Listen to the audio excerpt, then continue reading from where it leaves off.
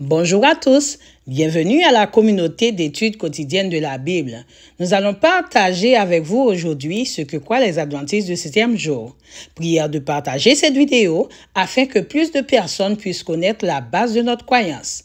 Nous vous rappelons que si vous souhaitez étudier avec nous, prière de manifester votre intérêt en nous laissant un commentaire sous cette vidéo ou vous pouvez nous écrire sur notre groupe WhatsApp que vous trouverez en commentaire.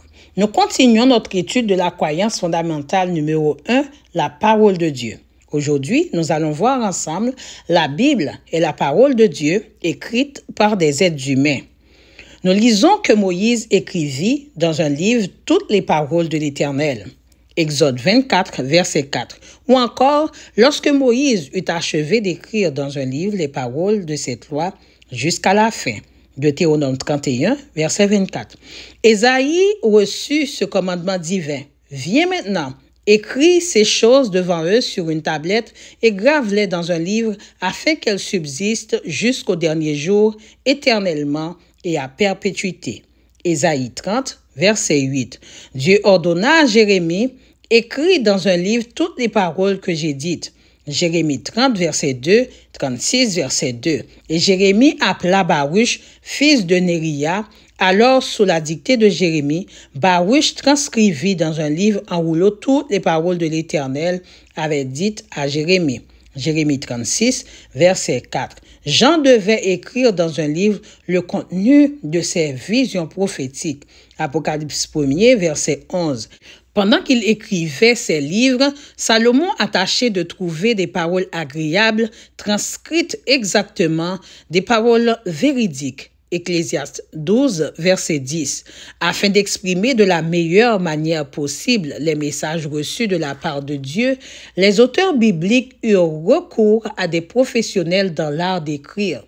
Paul, en dépit de sa préparation académique, utilisa l'habilité rédactionnelle de Tertius pour écrire aux Romains. Romains 16, verset 22.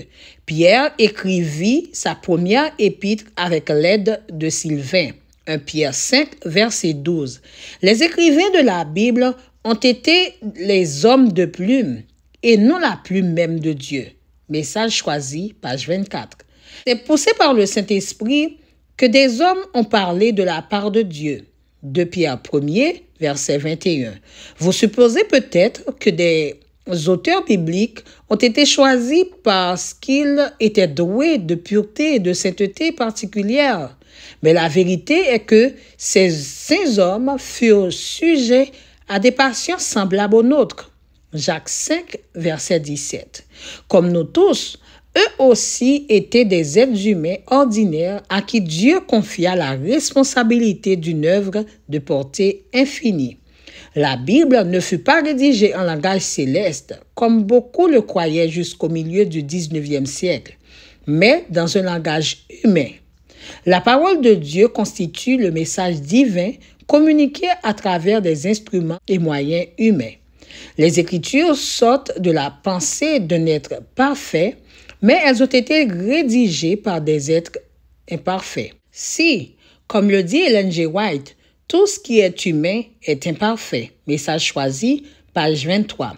Ne pensez-vous pas qu'il est impossible au langage humain imparfait de capter toute la plénitude d'un message divin parfait? La Bible ne nous a pas été donnée en un langage surhumain. Pour atteindre l'homme, Jésus a revêtu l'humanité.